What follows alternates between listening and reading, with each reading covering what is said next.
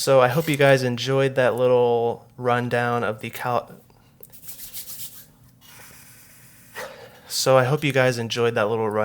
Colorado trip. If you have any questions about anything, let me know. I will be trying.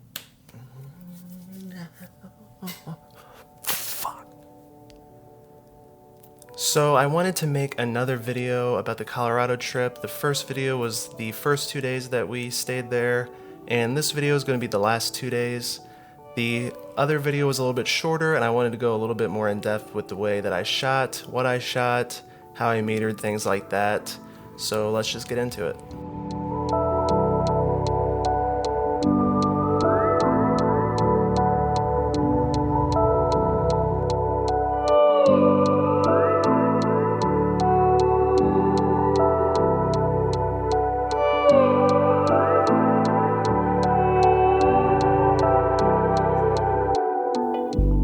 So the third day we woke up and we went to Silverthorne and we were over by Lake Dillon.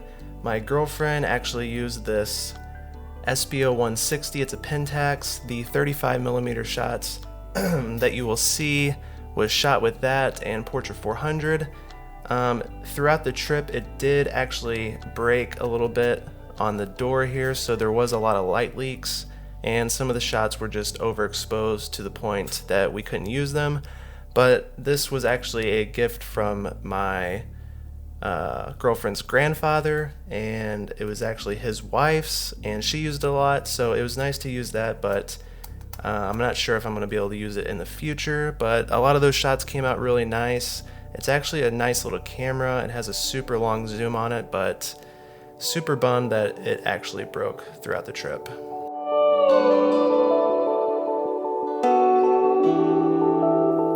I did end up taking the Intrepid 4x5, but I did not use it because it was just a pain to pack up in my bag along with the Pentax and a tripod. But as you will see from some of the pictures, the Pentax does lend itself a 4x5 look, which I really like when you shoot it wide open. So I used the 105 mostly, and I did take the 55 as well. But for most of the time, probably 90% of the time, I had the 105 on there and I was shooting wide open.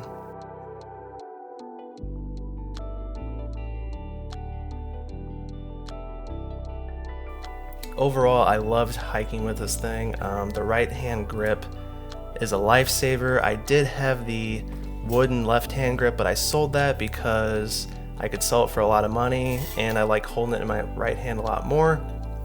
And it definitely adds some much needed stabilization when shooting with it, and it's just an overall better suit for me.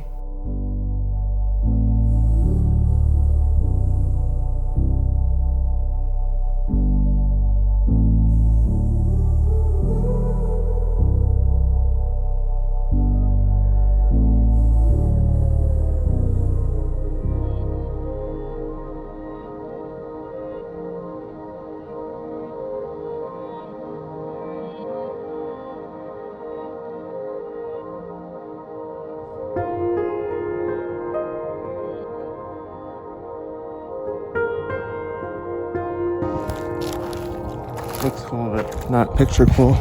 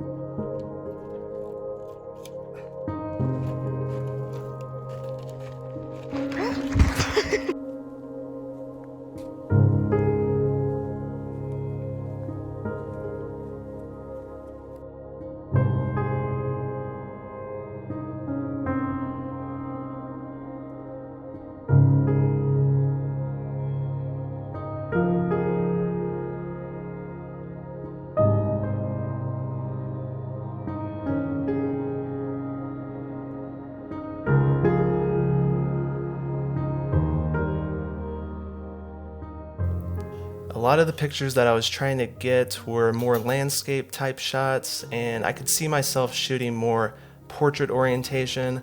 I do like a landscape nature shot, but I'm just more inclined to shoot portrait and setting up my compositions that way. I just like the framing where you can see something in the foreground and in the background. A lot of the shots I've tried to isolate a subject, like the people at the bottom of the lake eating a snack, or across the lily pad with the father and son talking.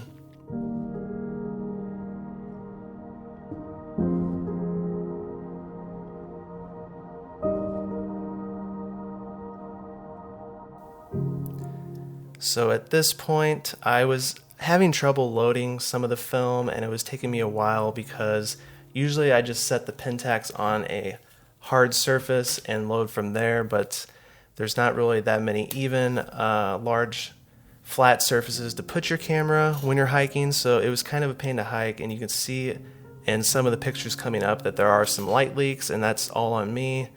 The way I was loading it, I wasn't being that careful, and it came back to bite me in the butt. But at this point, I loaded up some Ektachrome, and the way that I metered was with the built-in light meter. And basically what I would do is, if I was shooting a landscape scene with color negative film, I would just point up towards the sky and get an average reading on that, and then I would point down to the shadows of the mountains and get an average reading on that, and then I would take the middle ground between those. For Portra 160, I was metering at 100. For Ektar 100, I was metering at 64. And for the Ektachrome, I was metering at 100 exactly. But as you can see from these shots, they were super underexposed because I was relying on the meter in the camera. The only one that I got correct was the portrait that I took of Emma, and that's because I used the light meter. And after I used the light meter, I noticed that it was giving me a reading that was around 2 stops overexposed compared to the built-in light meter. So a tip for Ektachrome is just use a light meter. For color negative film, the built-in light meter is going to be fine. Everything that I shot with the Portra 160 or Ektar turned out fine, but if you're shooting slide film, just be safe and use a light meter.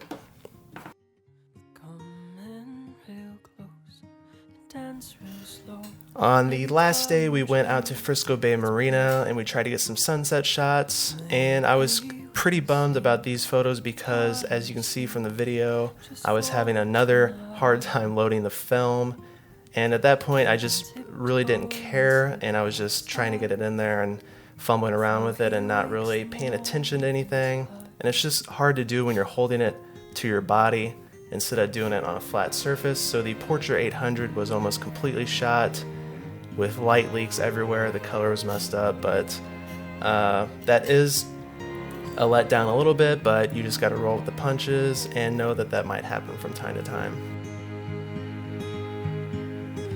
And like carolers on Christmas Eve, we will call on those held dear, and we will pass the spirits among us. We will toast the coming year.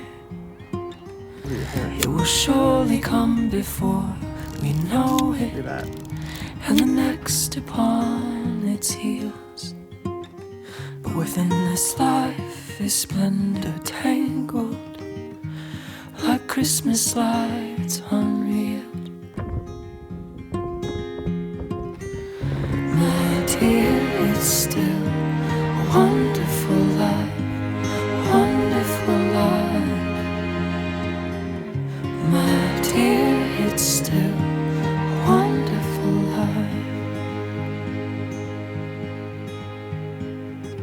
My dear, let's toast the sorrows and the dreams left unfulfilled. For this life is a blink and a whisper, but look at all that we have built. Look at all the friends we have to share with. Look at all the hope that we have dared with. Look at how far we've left and how far we've come.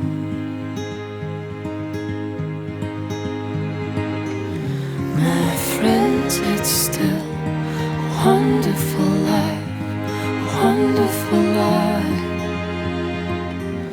My friends, it's still a wonderful life.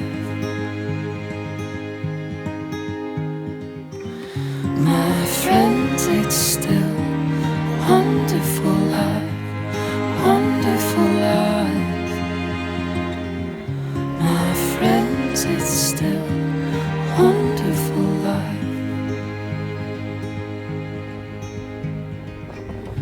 Look at all the friends we have to share with. Look at all the hope that we have dared with. Look at how far we've left and how far we've come. My friends, it's still a wonderful life. You're gonna put it in your Colorado video, no one's not. So I hope you guys enjoyed that little rundown of my trip. I think the next video I'm going to do is going to be a comparison between medium and large format.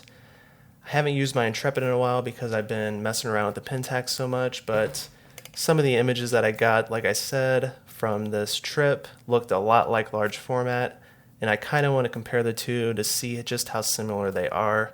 So I'm definitely going to do a video on that. If you guys have any questions about anything, let me know. You can message me here or on Instagram. Be sure to follow me on Instagram so you can see updates about everything that I'm doing.